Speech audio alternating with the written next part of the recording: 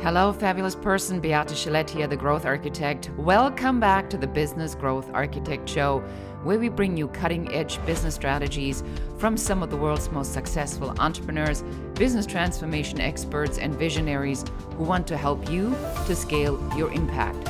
Look for one tangible strategy that you can take back and implement right away. And now back to our guest. Welcome back, everyone. Beate Gillette here, the Growth Architect. Today, we're going to talk about something that you love to hate or hate to love, or it's something that is so critically important in your business. We are talking about copy, specifically about copy that is good for SEO. And with me today, we have Erin Ollila, and I am so excited to talk to her about this topic because I think copywriting is hard. Erin, I'm so excited for you to be here. Thank you for being on the show. Oh, thank you so much for having me. I think copywriting is hard too, and I've been doing it a long time. So I absolutely love to talk to people who really want to know the strategy behind making it easier, more enjoyable, and done well. Obviously, strategic, right? So that we're actually getting the type of attraction that we want from our marketing efforts. Yeah, 100%. So, would you please tell our audience who you are and what you do and give us a little bit of background on who you are, please? You bet. I started my business about 6.5 years ago. Originally, when I first started moving out of my last traditional job, I worked creating content for really large brands, mostly Fortune 500 companies, with the majority of them being on the early, like 100 side of that. And the exciting part about that was that I was able to play with marketing budgets of companies that wanted to test things, that wanted to try things, that wanted to um, take the advanced step when it comes to SEO, to content creation, to website copy. But what I found after a while is even though I thought I had started my own business, what I was really being was a freelancer for really large companies. I didn't set my own deadlines. I didn't necessarily get to ideate all of the topics of what I wrote about. And I loved creating the content, but I really started to feel bad for the peers who were, businesses my size or even slightly larger than me because they don't have the budgets that the Fortune 500 companies have for marketing. They don't even have necessarily a team to do marketing. They're just expected to show up and know how to do everything when it comes to writing their own website copy, their blog content.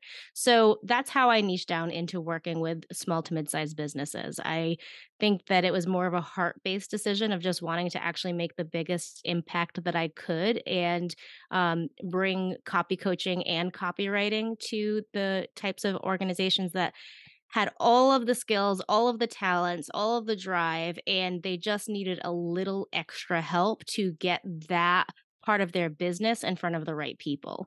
So right now, I mainly focus on SEO copywriting. How can we attract people to your website?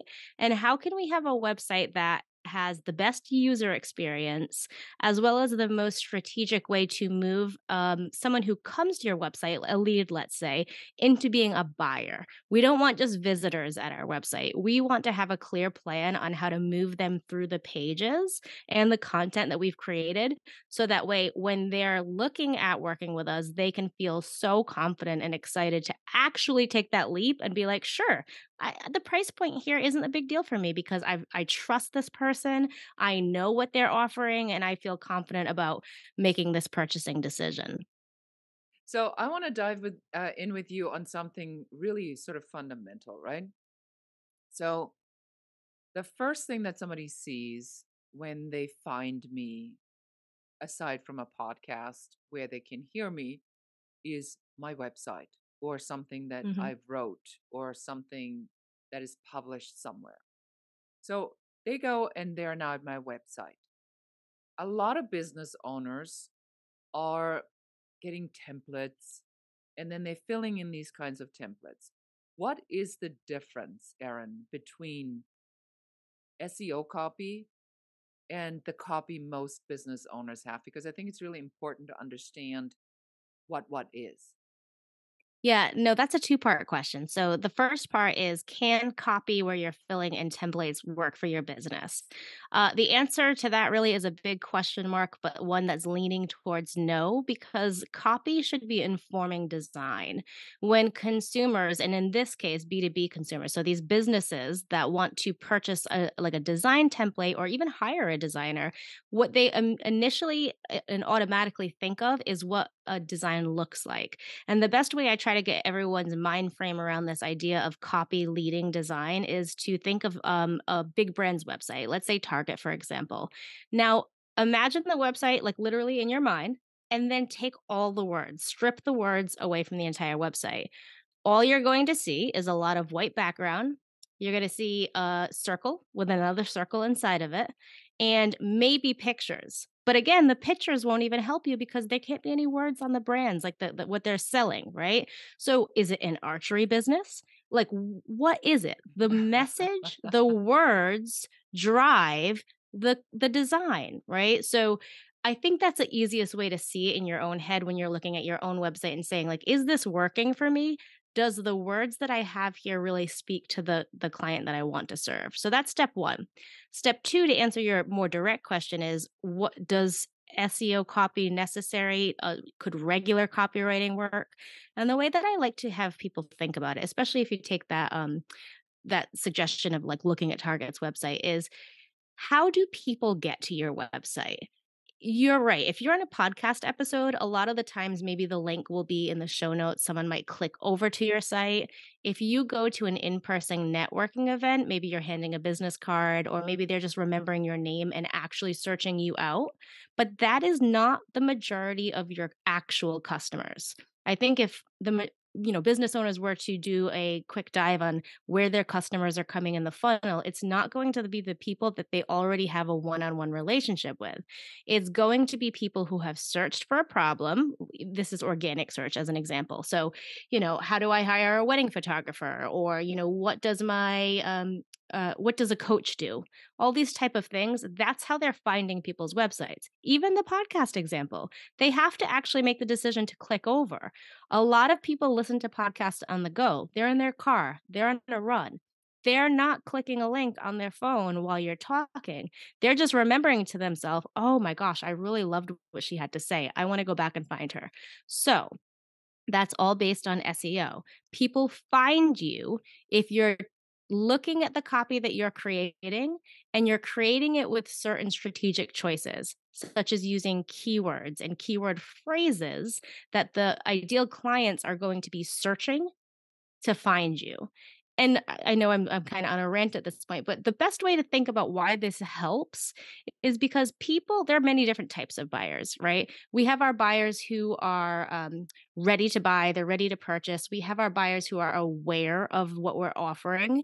And those two groups of people, if they're searching for a solution, so you want to be the first search result that they see when they're doing that search, because these types of buyers, they're aware of what you're offering and they're ready to purchase. So if they come to your website, they will get that trust, get to know you and say, okay, this person has a solution to the need that I have. They're already ready to purchase. It's not like someone who's just searching the internet for a random search term and finds your website. They're not looking for what you're offering. But if you're using the right phrasing on your site and you're taking a strategic approach to top of funnel and bottom of funnel SEO content, you're really getting the most ideal clients in the door at a point when they're both ready and aware of what you have to offer them. So I want to give like a tangible example for this. So to bring this really alive for our audience. So when you go out and you say to people, do you want to make more money? Do you want more sales? Do you want to attract more customers? Do you want to find more clients? It's all really the same thing. But Erin, is it the same thing? No. I mean, it is all the same thing, but it's not if we look at when we really drive deep into the strategy aspect, right? So you're going to have people who are coming to you that are not They are aware of your offer or your service, but they are not ready to buy. That's fine. We don't want to kick those people out either because eventually they will become ready to buy. So I think it really you have to look at who's coming to you and at what point in their buying journey that they're ready to purchase from you. So yes, surface value, all of the things that you said are the same, but when we look at it at what's going to actually convert, right? Like what's going to take me from just a random lead to an actual client, there is a variance of difference there. Yes, 100%. And that depends on the type of client you attract and Agreed. how and what their language is that they're using. I find that in the creative space, things around making more sales do not work, but finding more clients somehow seems to resonate with that audience. So you have to be very clear in your copy. I just want to have a tangible example. So talk to us, please, Erin. Share how can I use this type of SEO copy as a strategy? What's the strategy behind it? Yeah, so I think the first thing is we have to separate the difference between copy and content. Um, while I could argue this in many different ways, if we're looking at our website specifically, I would say to think of copy as the pages on your website. So the home page, about, services, contact, all of those type of pages. And content is anything where your words have more room. So blog post, podcast show notes, case studies, anything like that would be the content on your site. When we're looking at a strategic approach, we want to make sure that we are um, first doing the research. And what we have to do before, even before we step in any type of SEO keyword research tool, is we need to know who we're speaking to, like you said. We need to know what they need to hear from us. And then we need to actually gut check that to make sure that we're not giving DIY like content to people who want to hire you for a done for you service. That's something that I see that goes wrong all of the time, is that people are answering things in the way that they think they're being educational, providing great quality content to their audience, which is awesome. But there's a very small line between providing education and showing someone how to do it on their own. So looking at those things, we would then head to an SEO tool, or obviously hire an SEO copywriter to do this for you. But we'd go to an SEO tool and we'd take those types of phrases, the content ideas that we have, and we'd search what has the best traction for us. And I am going to suggest that you look at the volume of searches. So, how many times is this searched every month? And you compare that to the type of competition there is online. Obviously, you want to get the most searches to the lowest competition. And I think that sometimes business owners don't see the value in taking a lower searched keyword that has less competition. So let's say, for example, maybe this keyword only has about 100 searches a month, whereas a similar keyword might have 5,000. But the 5,000 searched keyword also has 2 million pages that are targeting that keyword on the internet. So, really, what you're going to do, I know this is a lot, right? I don't want to overwhelm you, but you're going to just look at, is the content that I want to write for my clients to get them to let them, excuse me, get to know me better and gets to know how I can help them. Is that content going to be strategically given to them with the right words and phrases? And that's what you create. And if you've already created a ton of content, I say put the pause on the creation here for a second and go back and audit what you've done and repurpose the content you've created or adjust your SEO strategy so that it's working better for you. Because it's great to create content, but SEO is a long term game. It's going to take 6 to 9 months to really get ranking on the search results, ranking high enough. So if you can adjust what you've already created, that can all work for you as you create the new content that's going to take a little time to rank. Thank you so much for listening to the show. This is Beate, the growth architect. I'm so excited that you're here. Thank you so much for your time. Have you ever wondered why your business is not growing as quickly as you would like it to be? Well, you may have a business growth blocker. And if you'd like to find out what that business growth blocker is, go and take our brand new quiz at growthblockerquiz.com. And in only a few minutes, you're not just going to find out what that blocker is, but also what to do about it. Again, go to growthblockerquiz.com. And now back to the show. And welcome back. I'm here with Erin. We're talking about SEO and copy, and you just shared what sort of this overall strategy is and the amount of time we really need to plan to get this right. Um, I'm going to ask you a different question that I hadn't planned on, but one of the strategies that I recommend is when we are flushing out our unique value proposition statements or our positioning statements, I recommend following the format of a capabilities briefing, which really answers the questions who, why, what, when, where, how, so that you, as the business owner, really are forced to go through like a deck, almost like a pitch deck, and really get that clarified.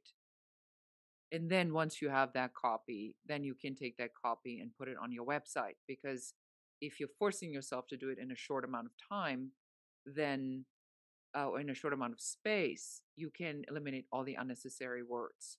So if you were to add to that, then is that a good strategy? Is that something that we can tell them how to start with? What Yeah, would that's you add? actually a great starting place, especially if we want to look at SEO for copy individually, right? So this is the one big question that I get often. Like people will say, I understand content, with the more room to write. It's easier to ideate on how we'd use the same type of phrases or keyword synonyms more often in our copy.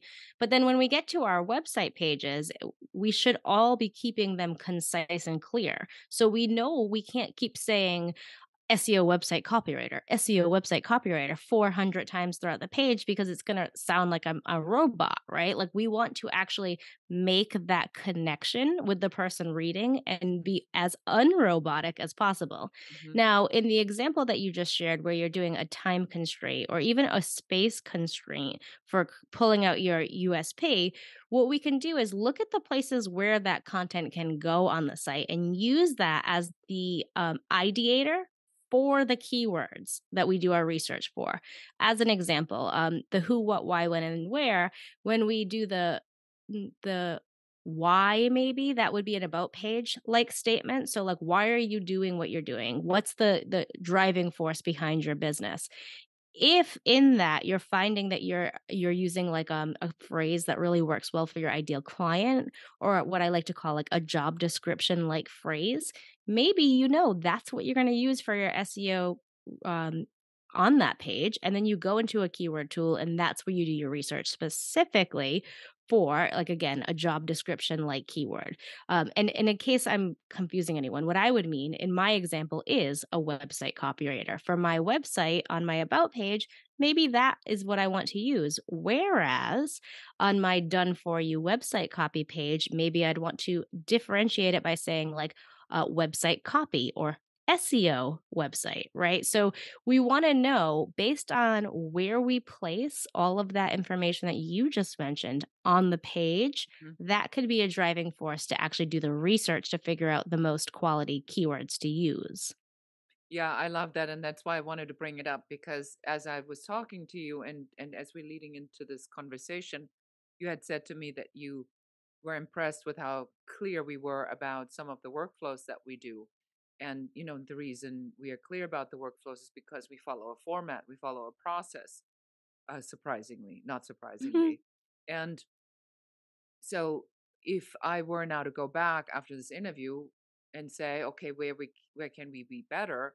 I would then go to my capabilities deck and I say, okay, so now let's take a look at where I'm actually describing my services.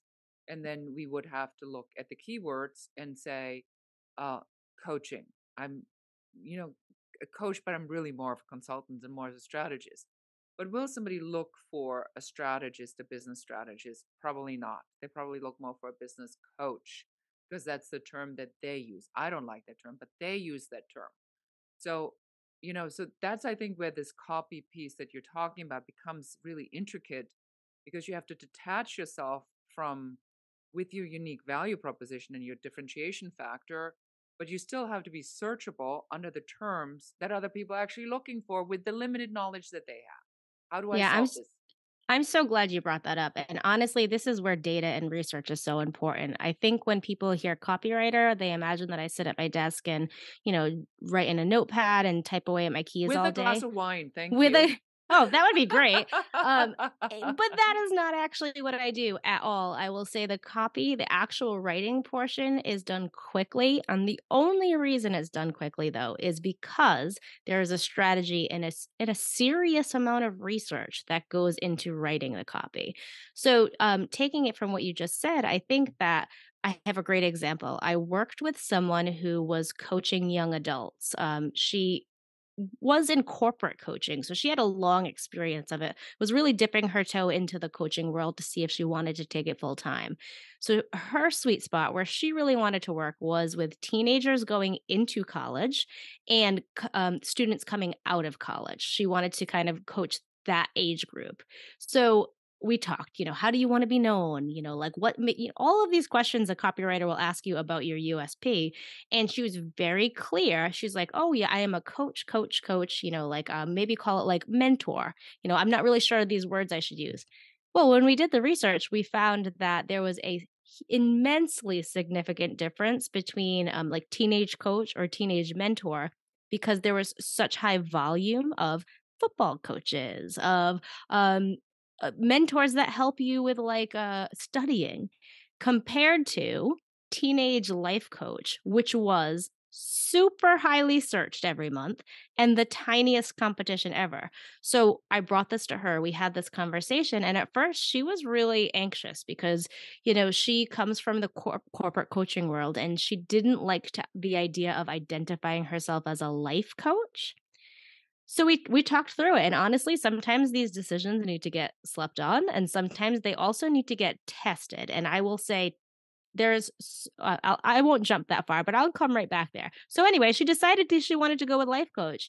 And what she found was an immediate jump in clients because people that were searching it, which ended up being a lot of parents of the kids going into college, the parents were intelligent enough to know that a life coach could help their kid. The kid wasn't necessarily seeking that out, but the parents were the one who were paying for the coaching.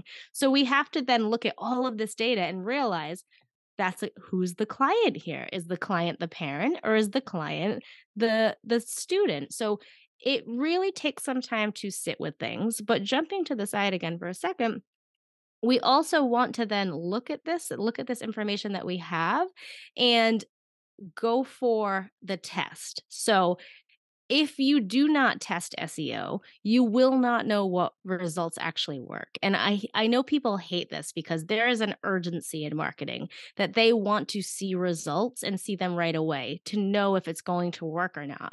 But SEO is a long-term game and it is one that will serve you for the long term as well. It's not going to just take 6 or 9 months to work and then it's going to work for a couple months and great, let's try something else.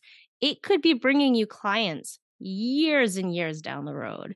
When the pandemic first started, I say this all the time, so my apologies if anyone's ever heard me say this before, but when the pandemic started, these little tiny bakers, at-home bakers that were maybe making sourdough starters and sending them out as their business, they got a 9,000% increase on searches overnight because people were home and they wanted to make sourdough bread. They wanted to test Go out their own. figure, right? Sourdough bread, really? Right, 9,000% increase. It was remarkable for companies like even huge companies like King Arthur Flour. They couldn't keep up with the demand of flour. That's why we couldn't get it during the pandemic. Obviously, supply chain for everything. But think about that.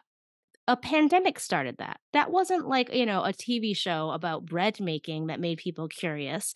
It was an unknown event that completely changed that person's business trajectory.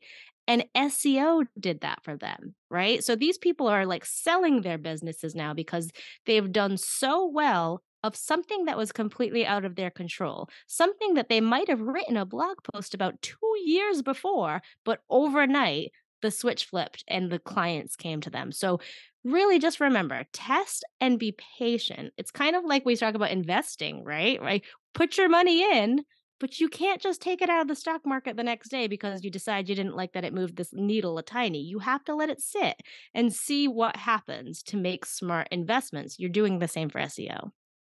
I love that. And so, what is your favorite strategy you want to share with our audience today? Yeah, I think my favorite thing to do is to repurpose content. And what I mean by that could be two different things. It could be that you take something that you've written, like a long form content, and adjust it. So you have a new SEO approach to saying, okay, this thing didn't serve me well. I wrote this article, I've tried to do the keyword, and I thought it would really take off and it didn't. So you look at it and you say, okay, let's look at the keyword and then let's look at the content and determine, is something off here? Do we not have a call to action that's solid? Is the intent off? And this is what I see all the time. Someone will use a keyword phrase because they think it's really great, but then they'll title it like in a way to attract a client. But then the client gets to the blog post and it's a letdown because it's not actually what they were looking for. Let's say it's like how to buy a house, for an example. And then you actually come to the website and it's not about how to buy a house, it's what to do when you have a new home. That's the intent being off. So look at the old content that you've written and see if you can make adjustments. And on the flip side, when it comes to repurposing, is look at the off site content you already created and see if you can build it out. So your social media post. I think a lot of people think repurposing as take big and make it little, but look at these little things you've created and see if you can make them bigger. Emails that you've written, emails that you've written in the sense of email marketing, but also like talking to a client. Maybe you gave a client a big win via email and they were so pleased that you said something so motivated to them. How can you take that and move it into a longer form piece of content that could work from an SEO perspective of attracting new people to your website? I love that. Yeah, I mean, we have, in growth architecture, we have a whole system that we built out on how to maximize content, because I record a video, and then we take this video, and the video then gets turned into a blog post, and then that blog post gets turned into smaller pieces and quotes, and so there's a whole chain. So one piece of content turns out to be 15 to 25 touch points. And Absolutely. I like this idea, Erin, to say, what about if we do it the reverse? So we have an article that I wrote, um, that was it was a 15-minute video. And when my writer got it, she says, "What do you want me to do? It's like 15 minutes long. I mean, that's not a 500 word or 750 word article. That's like 1,500 to 2,000 words." And I said, "Well, we don't really do that kind of long form content."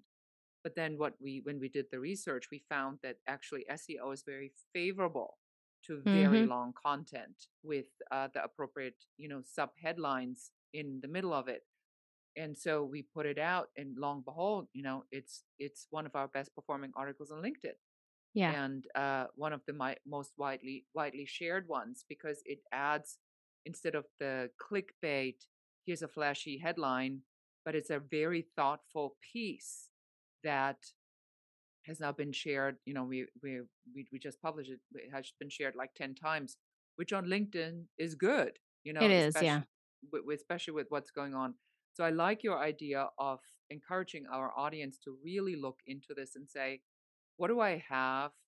Because it's not always more, more, more, more, more, No. but I think it's deeper. Yeah, and And that's where I think people, at the beginning of this conversation, you said SEO, you either love it or you hate it. People don't like it because what they hear, someone says, "Oh, SEO content," and automatically, like a bell goes off in their head, and it's like, "Ding, ding, ding! I have to write 2,000 word articles. I have to link those articles to another article," and it just seems so overwhelming that there's so much work that they have to do.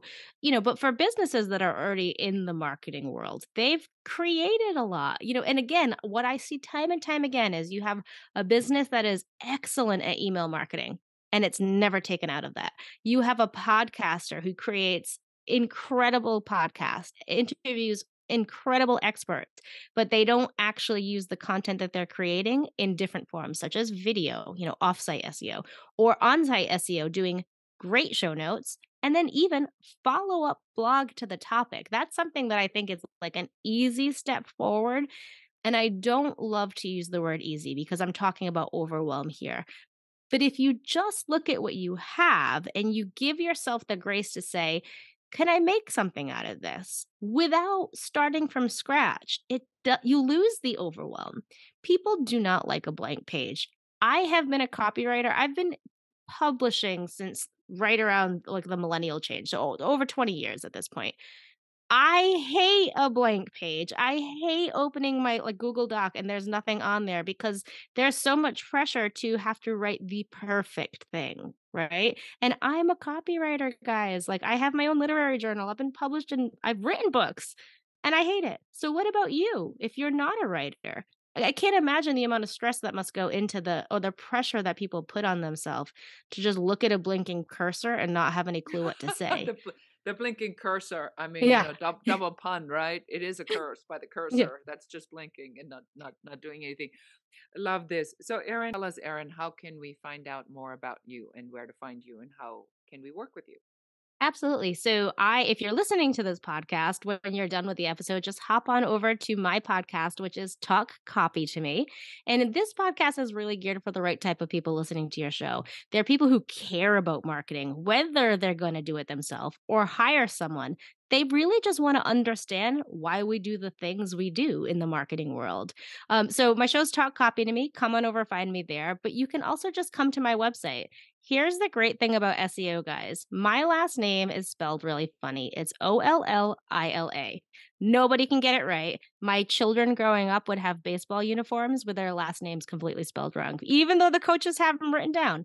But SEO, like Google knows me. So if you type in my name and you spell it funny, you're still going to find your way to my website, which I know sounds really silly, but I love to bring that up because when we show Google who we are, and I say Google, but I mean all search engines, when we show the search engines that we are this type of job description, that we serve this type of clients, and obviously name's easy, then Google is going to bring people to us looking for that exact thing. So find me in my podcast, search for me on the internet, and either way, I promise you will find me. Google will send you my way.